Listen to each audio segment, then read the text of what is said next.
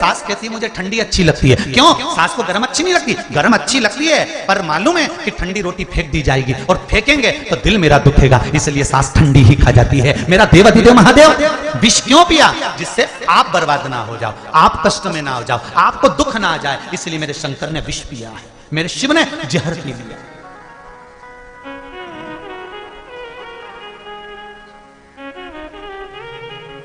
आप भजन तो करो शिव का। जहां सारे डॉक्टर फेल हो जाते हैं वहां एक डॉक्टर और है। कौन? बोलो जरा दम के। देव अधिदेव महादेव। सारे 5 से 7 डॉक्टरों ने कह दिया था कि ये बच्ची विकलांग होगी, ये बच्चा विकलांग होगा, शरीर बेकार होगा, और वो बच्चा हुआ। क्यों? क्योंकि कुंदकेश्वर महादेव का नाम ले लिया था, शिव का स्मरण कर लिया था। वो कुंदकेश्वर कोई साधारण नहीं है महाराज। माता पार्वती जी ने जब विदल और उत्पल दोनों आ रहे थे, माता पार्वती को गलत दृष्टि से देख रहे थे, तब माता ने कुंदुक का प्रहार करा था, और वो कुंदुक का प्रहार करा तो विदल और उत्पल दोनों का संहार कर दिया, और शिवजी के चरणों में जाकर वो कुंदुक गिर गया, जिसके कारण शिवजी का नाम कुंदकेश्वर पड़ गया। स्वयं भगवान शंकर ने माता पार्वती से कहा था, पार्वती जब मनुष्य रोग से ग्रसित होगा, ये मानव का शरीर जब रोगों से अगर वो स्मरण करेगा और कुंदकेश्वर का नाम लेकर 1 लोटा जल लाल चंदन मिलाकर मेरे शिवलिंग पर समर्पित करेगा तो वो रोग से मुक्त हो जाएगा। ये कुंदकेश्वर, ये कुंदकेश्वर है, कोई साधारण नहीं है। भगवान शंकर का एक एक नाम का स्मरण करिए, भगवान शिव के एक एक नाम का स्मरण कर कर देखिए। साधु, सन्यासी, तपस्वी, साधक, उपासक जितने हैं उनका स्मरण करिए।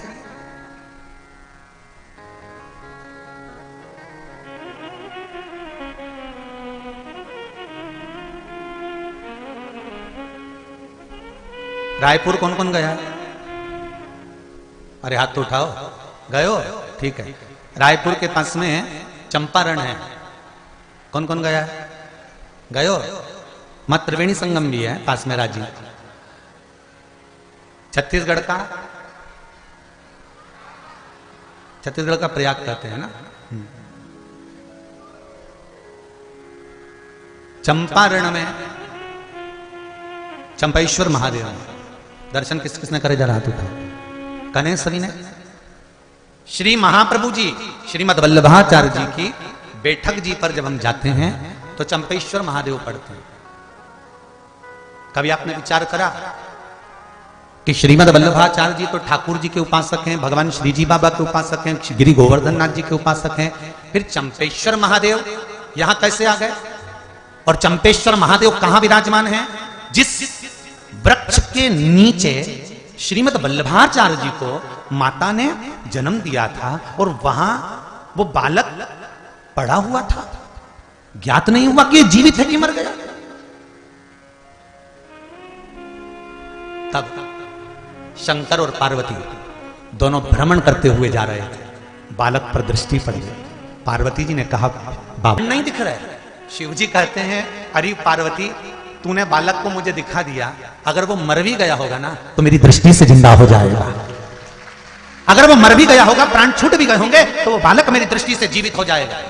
और शंकर भगवान जब तक श्रीमद वल्लभाचार्य जी महाराज के माता पिता नहीं आते, जगत गुरु श्रीमद वल्लभाचार्य जी के माता पिता नहीं आए, तब तक मेरे शंकर और पार्वती ने श्रीमद वल्लभाचार्य जी को अपनी गोदी में रखकर संजोया है। मेरे महादेव साधारण नहीं, उस भूमि पर चंपेश्वर महादेव के नाम से प्रसिद्ध हो गए। वो भूमि साधारण नहीं हो सकती।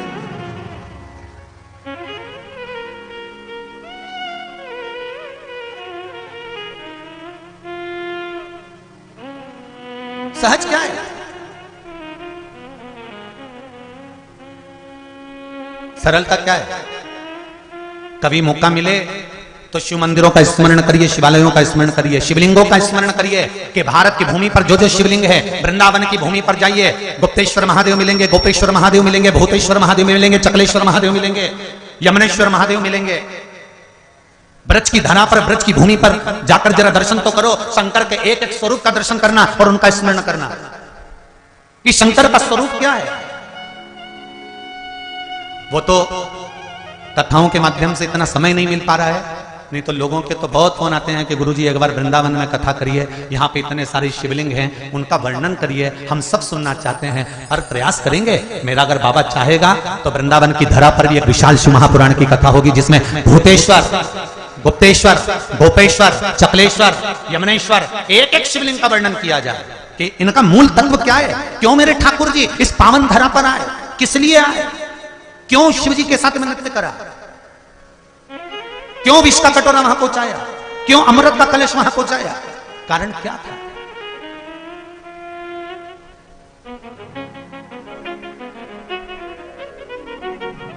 महाराज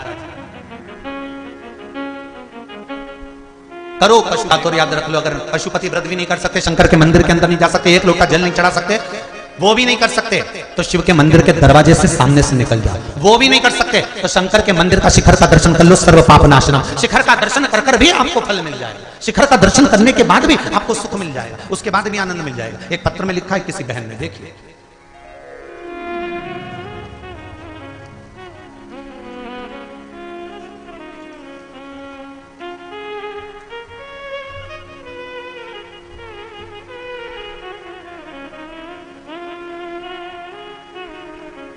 एक बात तो है, तुम छत्तीसगढ़ वाले चतुर तो खूब हो रहे, देखो ना जाने कहां की डिजाइन बनाई बने पत्थर में, ऐसी ऐसी डिजाइन का पत्र भेजते हो ना तो थोड़ा देखने का मन भी करता है कि आखिर लिखा क्या है। उज्जैन के महाकाल का स्वरूप बनाया हो, पत्र लिखा है, पूर्णिमा दिलीप साहू है, मेरा निवास स्थान नागपुर है, कहीं बैठे हो, कहा तो ऊंचा करिएगा।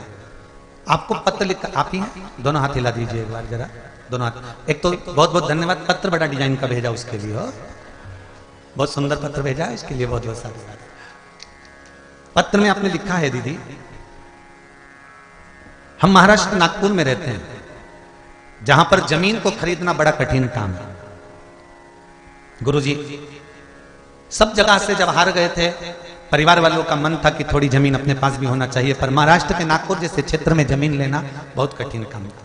गुरुदेव पशुपति व्रत के बारे में सुना था और वो व्रत करना प्रारंभ करा। उस व्रत की कृपा क्या हुई कि बाबा ने ऐसी कृपा कर दी कि गुरुदेव पशुपतिनाथ का व्रत किया, और कई वर्षों से जमीन खरीदने का स्वप्न था। जैसे ही मैंने पशुपतिनाथ का व्रत किया, मेरे तीसरे ही सोमवार को जमीन का सौदा पूर्ण हो गया और बाबा ने मुझे जमीन दिला दी। मैं उनको बहुत बहुत धन्यवाद देना चाहता हूँ। ये शिव कृपा। बैठो बहन, हर हर शिव कृपा होती ही ऐसे। एक ने लिखा है,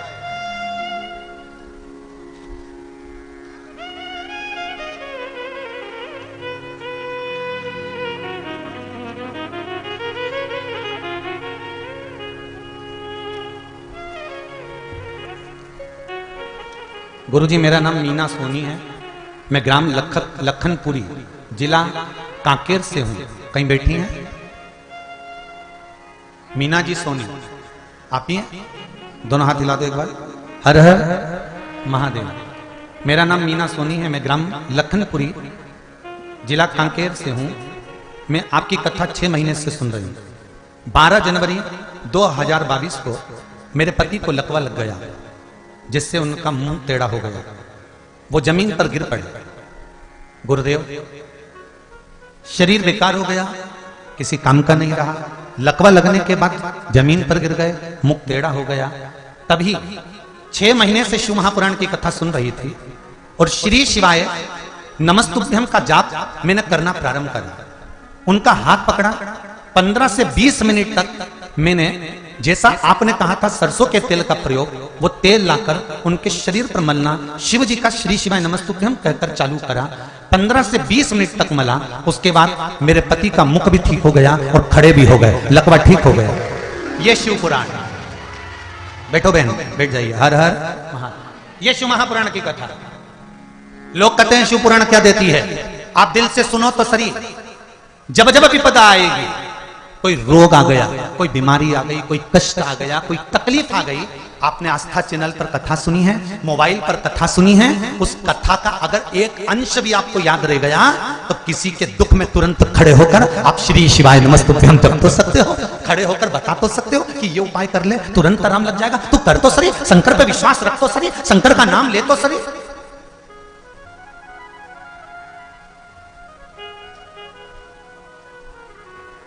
अरे भाई उसको भजो तो।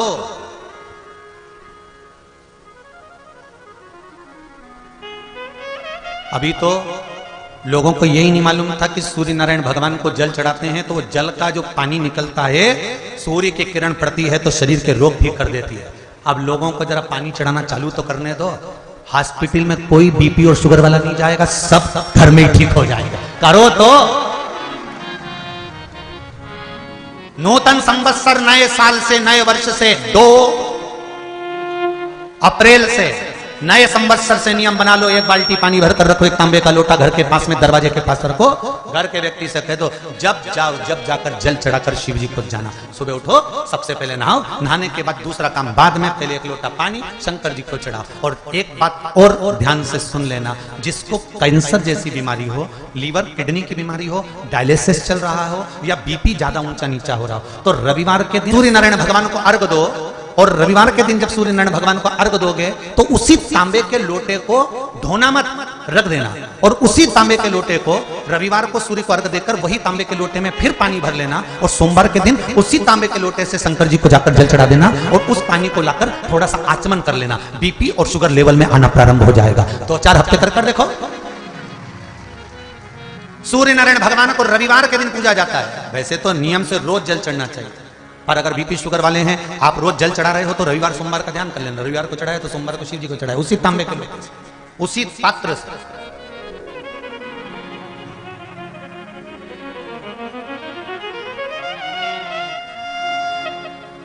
अब भजो उसको।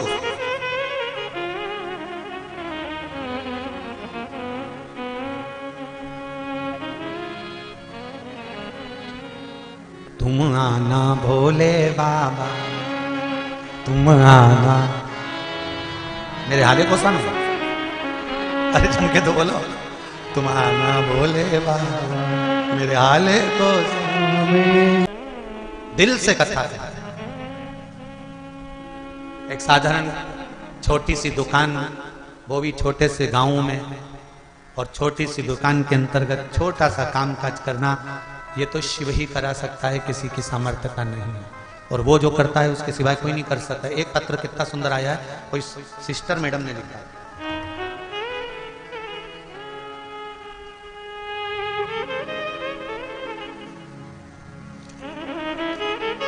श्रीमती रत्नमाला श्रीवास्तव, चिचोला छुरिया, राजनंद गांव से है। कहीं बैठी हो आप? ही हैं?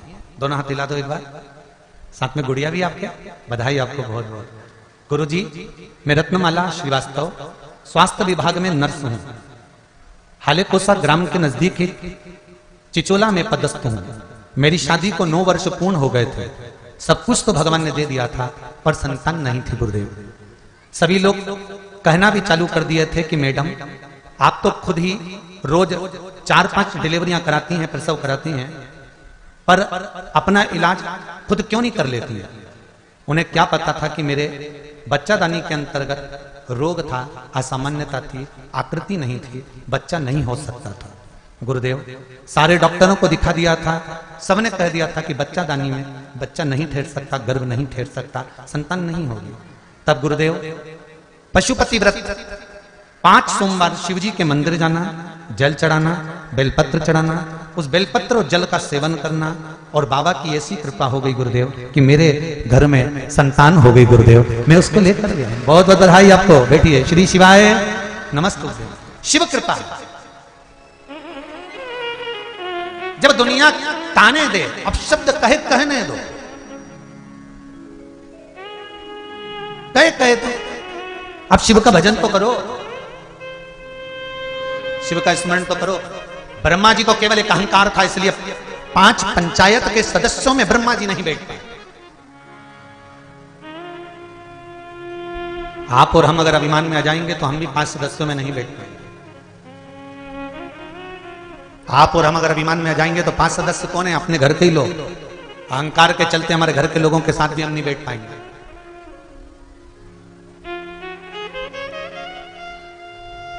जब अभिमान टूटता है तब सुख मिलता है। महाराज, ब्रह्मा जी को अहंकार था। ब्रह्मा जी ने पूछा सूर्य नारायण भगवान से, मैंने सृष्टि का निर्माण नहीं करा तो ये सृष्टि किसने बना दी? जब मैंने सृष्टि नहीं बनाई तो ये सृष्टि किसने बनाई? एक बार ब्रह्मा जी को अहंकार आ गया और ब्रह्मा जी ने कह दिया कि मैं सृष्टि का निर्माण ही नहीं करूंगा। और ब्रह्मा जी बैठ गए मौन होकर, चुप होकर, स्तुप्त होकर। और जब मौन होकर स्तुप्त होकर ब्रह्मा जी बैठे, सृष्टि का निर्माण बंद हो गया। सृष्टि बनाने वाला कोई नहीं था। ब्रह्मा जी चुप होकर बैठ जाते हैं। देवता घबराने लगते हैं, सृष्टि बनाएगा कौन? सृष्टि का निर्माण कौन करेगा? सृष्टि को आगे कौन बढ़ाएगा? ब्रह्मा जी तो मौन हो गए। पर अच्छे अच्छे का अहंकार नहीं रहा तो ब्रह्मदेव का नहीं टूटेगा। वही हुआ। एक इंदु नाम के ब्राह्मण थे, उनके यहां कोई संतान नहीं थी। महाराज,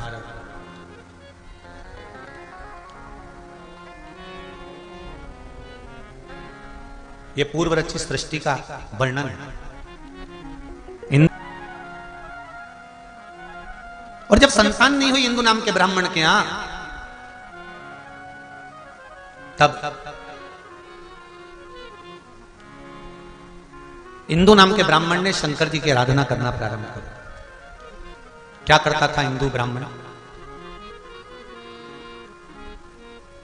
बेल के वृक्ष के नीचे जाता, शिवलिंग का निर्माण करता, पूजन करता।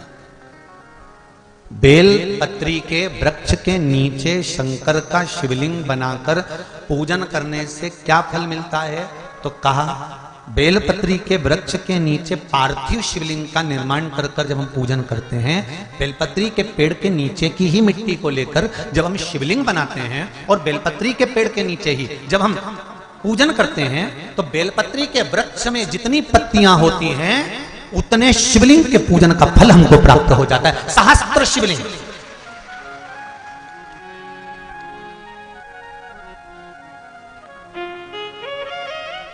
सहस्त्र शिवलिंग का फल हम आपसे भी कहेंगे। कभी कभी अगर मौका मिले ना, पार्थिव शिवलिंग का निर्माण करते रहना चाहिए। एक बार सीहोर कुबेरेश्वर धाम में कथा बातचीत थी, शिवलिंग, पार्थिश्वर शिवलिंग, शिव महापुराण की कथा। अगर नहीं सुनी हो तो जब फ्री टाइम रहा करे तो उसको सुन लिया करो। पहले बहुत सारी शिव पुराण की कथा बातचीत है, पार्वती, सती, उमा, गंगा। अभी शिव पंचायत चल रही है। इसके बाद में जो रायसेन में होगी, भोपाल से 40 किलोमीटर की दूरी पर, वहां जो कथा होगी वो त्रिपुंड शिव महापुराण की कथा होगी। वो कथा पूरी होने के बाद में फिर शायद वो 9 तारीख को समापन होगी और 13 तारीख को शिव महापुराण की कथा हरिद्वार में प्रारंभ हो जाएगी। तो हरिद्वार में जो कथा रखी है उसका नाम रखा है शिव पौड़ी। हरि की पौड़ी शिव महापुराण की कथा, हर की पौड़ी, हर का द्वार शिव महापुराण की कथा, जो हरिद्वार में 13 तारीख से प्रारंभ होगी। 13 अप्रैल से है 13 से 19 अप्रैल तक हरिद्वार की भूमि। तो कथाओं का क्रम अलग अलग है। आप कथा वही है पर उसके रस तत्व को हमको ग्रहण करना है। कई लोग कहते हैं गुरुजी शिव महापुराण की कथा तो आजकल आप छूते हो, बस वो छू लिया ना, चल तो वही दिए ना, है तो शंकरी, सुन तो रखे हो ना। शिवलिंग का उत्पत्ति, पार्वती जी का ब्याह, सती मैया का भस्म होना, कथा वही है पर उसमें जो मूल तत्व है उसको हम श्रवण करें जिससे हमारे जीवन की सार्थकता।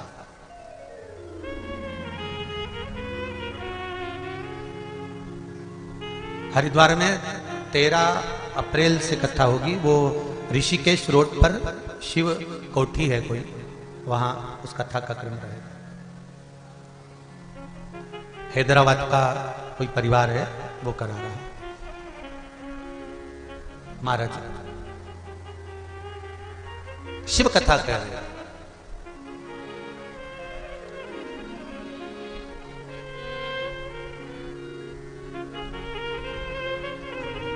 ब्रह्मा जी को अहंकार आया, उन्होंने सृष्टि रचना का काम बंद करा। इंदु नामक ब्राह्मण ने शंकर की आराधना करी, बेलपत्री के वृक्ष के नीचे पार्थिव शिवलिंग का निर्माण किया।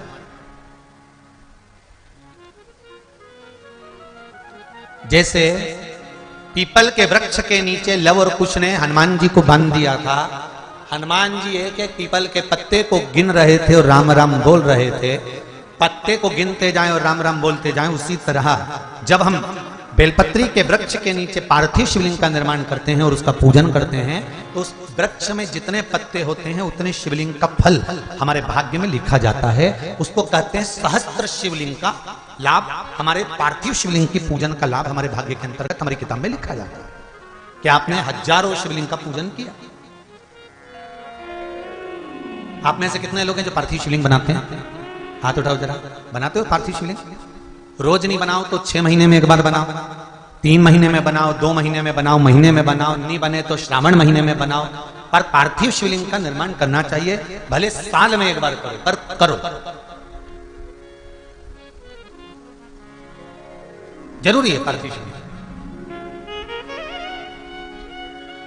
महाराज इंदु नामक ब्राह्मण ने भगवान शिव की स्तुति करना प्रारंभ कर दिया।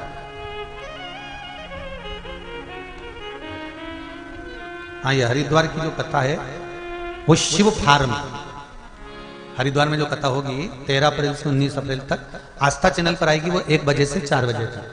शिव फार्म, भूपत वाला रोड, हरिद्वार। और कथा करवाना है मर्दा परिवार हैदराबाद से।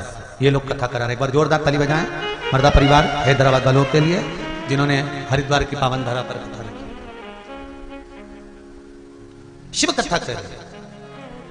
ब्रह्मा जी सृष्टि की रचना नहीं कर रहे। इंदु ब्राह्मण एक लोटा जल का लेकर जाता है, बेलपत्री के वृक्ष के नीचे पार्थिव शिवलिंग का निर्माण करता है, पूजन करता है, उसका विसर्जन करता है। शिव जी प्रसन्न हो गए। मांग तुझे क्या चाहिए? पार्थिव शिवलिंग जब सांसारिक मनुष्य अपने हाथों से निर्माण करता है ना, स्वयं पार्थिव शिवलिंग का निर्माण किसी दूसरे से नहीं करवाना चाहिए।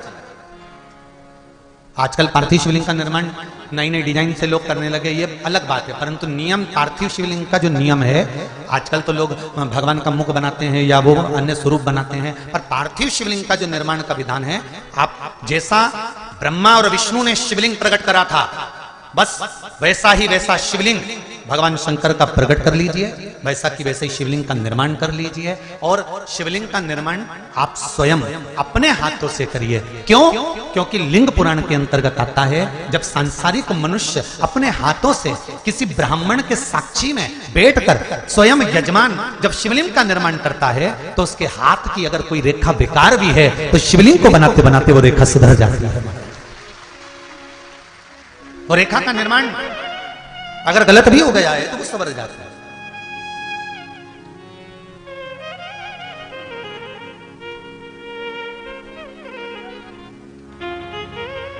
वो एक पहले भजन गाते थे ना, बालू मिट्टी के बनाए भोलेनाथ, चढ़ाऊं लोटा जल। बालू मिट्टी के बनाए भोलेनाथ, चढ़ाऊं लोटा जल।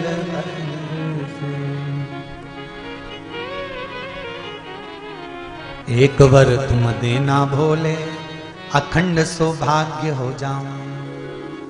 एक वर तुम देना भोले, अखंड सौभाग्य हो जाऊं। हे शिव, ऐसी कृपा करना, मेरा अखंड सौभाग्य। गोदी लाल खिला। मेरे बाबा दूसरा वर ये देना पार्थिव शिवलिंग के निर्माण से कि मेरी गोदी में लाल हो।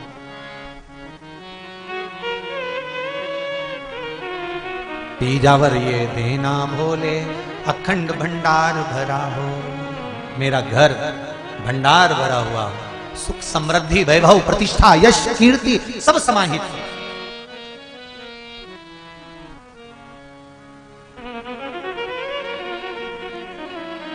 बहुत अच्छे अच्छे शिवलिंग का निर्माण होता है, पर निवेदन करेगी व्यास जी, आप अपने हाथों से शिवलिंग का निर्माण करिए।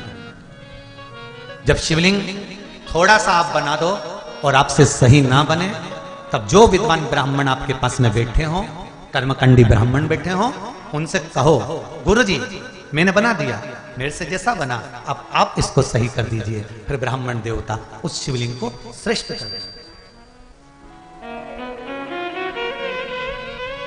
हमें बहुत सारी पूजन करना नहीं आती, थोड़ी करो। और ये मत सोचो कि गलत हो जाएगी तो भगवान रूठ जाएंगे, नहीं नहीं नहीं नहीं, भगवान तो रूठते ही नहीं। ये कर्माबाई का चरित्र कितना सुंदर कहता है। कर्माबाई जी को आज माता कर्मा जी की जयंती है। आप सभी को माँ कर्मा जयंती की बहुत बहुत बधाई हो। माँ कर्मा के जन्म दिवस की बधाई हो। संपूर्ण साहू समाज को बहुत बहुत बधाई, और साहू समाज को ही नहीं, संपूर्ण विश्व को मां कर्मा जैसे भक्त की प्रागट्य की बधाई है, जिन्होंने भगवान जगन्नाथ को आवाज लगाती थी और भगवान जगन्नाथ भोजन करने आ जाते थे। चोली सिर्फ एक छोटी सी चूनर डाल के रहती थी कर्माबाई, माथे पर बिंदी, होठों पर लाली थी कर्माबाई, कानों में छोटे से पिताजी ने बुंदे लाकर दे दी तो वो पहनी थी कर्माबाई, गले में तुलसी की माला पड़ी थी कर्माबाई के, छोटी सी 6 वर्ष की कन्या। और बाबा कहते हैं, माँ कहती है सुन हम खेत जा रहे हैं, काम बहुत सारा पड़ा हुआ है, घर में ठाकुर जी की सेवा है। इतने बड़े लड्डू गोपाल थे, लड्डू गोपाल मतलब आगे बैठे ना, ऐसे लड्डू गोपाल छोटे से करेंगे, और तो सुन इनकी सेवा कर देना और सेवा कर कर इनको भोग धरा देना। हाँ, और बाबा और माँ चले गए। कर्माबाई 6 साल की, इसको तो भोजन बनाना आता नहीं था। अब 6 साल की लड़की कितना भोजन बनाए। माँ को देखा था इसमें भोजन बनाते हुए कि माँ खिचड़ी अच्छी बनाती थी, पर उसको खिचड़ी बनाना भी नहीं आता था। उसने सोचा खिचड़ी कैसे बनाए। माँ एक बर्तन रखती थी, बर्तन में पानी डालती थी, चावल डालती थी, दाल डालती थी, नॉन मिर्ची डालती थी, खिचड़ी बनाती थी। कर्माबाई ने भी एक इतना बड़ा बर्तन रख दिया, उसमें 1 कटोरी चावल डाल दिया, 1 बाल्टी पानी, चावल 1 कटोरी, बाल्टी भर के पानी, थोड़ा नमक, थोड़ी मिर्ची, और कर्माबाई भगोने को हिलाने लगी, चूल्हे पे रख के हिलाते हिलाते हिलाते हिलाते दोपहर हो गई, पर कर्माबाई की खिचड़ी नहीं बनी, क्योंकि वो खिचड़ी की जगह चावल का माड़ तैयार हो गया, कपड़े कलब देने वाला झोलिया तैयार। कर्माबाई ने देखा खिचड़ी नहीं बनी। कर्माबाई गई पड़ोस वाली काकी के पास में, काकी बाबा और मैया तो बाहर गए, खिचड़ी कैसे बनाते हैं। काकी ने कहा 2 गिलास पानी डालो, थोड़ा 1 कटोरी चावल, जिसको नहीं आती हो खिचड़ी बनाना लिख लो, 2 गिलास पानी, 1 कटोरी चावल, आधी कटोरी दाल, थोड़ा नून, थोड़ी मिर्ची, धीमी आंच में रख के उसको पका ले। कर्माबाई ने पकाया, खिचड़ी तैयार हो गई। दोपहर के 2 बज गए कर्माबाई को बनाते बनाते। इसने तुरंत खिचड़ी को थाली में उंडेला, उंडेलने के बाद उसमें गुड़ की खोड़ी रख दी, घी की बाटी बीच में रख दी, और थाली ले जाकर भगवान के सामने रख दी। और भगवान से कर्माबाई क्या बोली, हे मेरे ठाकुर जल्दी जल्दी खा ले, जितनी भूख तुझे लग रही है उससे ज्यादा मुझे लग रही है। ठाकुर बाबा बोल कर गए हैं भोग लगा देना, मैया कह कर गई है भोग लगा देना, इसलिए तेरे सामने धरी है। तू जी में तो जद में जीमू, मानो ना कोई लाट की, और जीमो मारा श्याम धनी जी मारे। हाथ जोड़ के बैठ गई, जल्दी जिम लेना हो।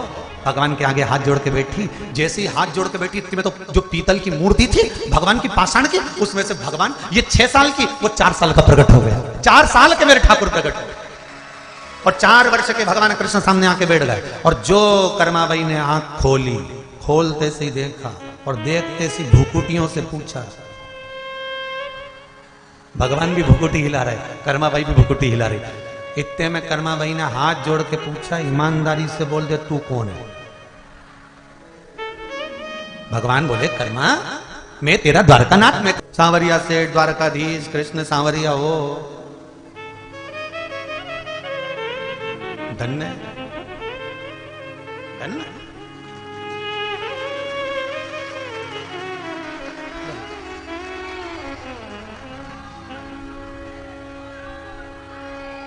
बाद में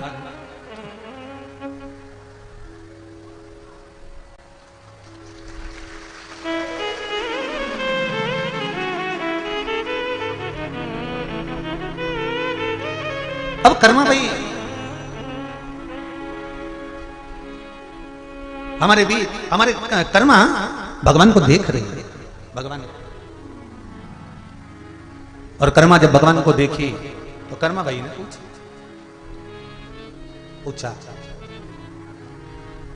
कि अरे कहां से आया है। भगवान बड़े प्रेम से बोले, तूने मुझे प्रेम से बुलाया इसलिए मैं प्रेम से आया, तूने प्रेम से बुलाया ना इसलिए प्रेम से आया। कर्माबाई ने कहा कौन से गांव का रहने वाला है? भगवान बोले मैं और गांव का, मैं तो ब्रज का रहने वाला हूं। अच्छा, क्या नाम है तेरा? कृष्ण। अच्छा, अपने आप को कृष्ण कहता है, तेरे को शर्म नहीं आती है? भगवान बोले मेरा नाम कृष्ण है तो कृष्ण नहीं कहूंगा। काय के लिए आया है? भगवान बोले भोजन करने में खिचड़ी बहुत जोरदार बनी है। कर्माबाई ने कहा तूने तो खाई नहीं, तुझे कैसे मालूम कि अच्छी बनी? जब तूने खिचड़ी खाई नहीं तो तुझे कैसे मालूम? तुझे पता कैसे खिचड़ी कैसी बनी? नहीं नहीं, नहीं। कर्मा, मुझे तो पाना है। अब कर्माबाई दो प्रश्न भगवान कृष्ण के सामने रख दो। कर्माबाई ने कहा सुन, अगर तू कृष्ण है, तू ही मेरा भगवान है, तो मैं तुझसे दो प्रश्न करूंगी, दोनों के उत्तर सही दे दे तो मैं तुझे खिचड़ी खाने दूंगी। ठीक है।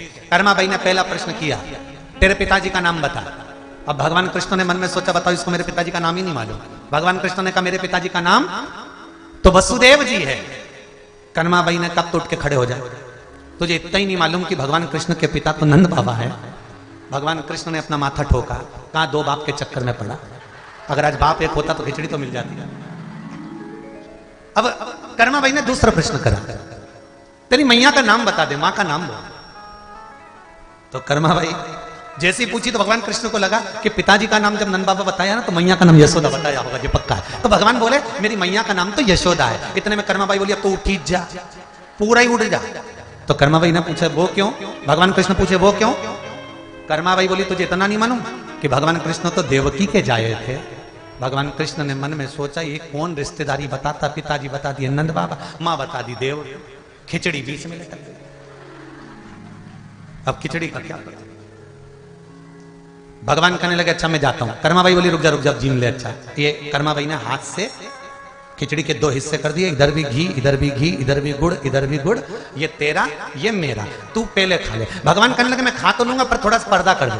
कर्माबाई बोली अच्छा पूरा खा जाएगा चोटे, मेरे को मालूम है तुझे, तू पूरा खाने वाला है। भगवान बोले नहीं खाऊंगा, मैं मेरा ही खाऊंगा, तू पर्दा तो कर। कर्माबाई बोली हमारे यहाँ पर्दा ही नहीं है।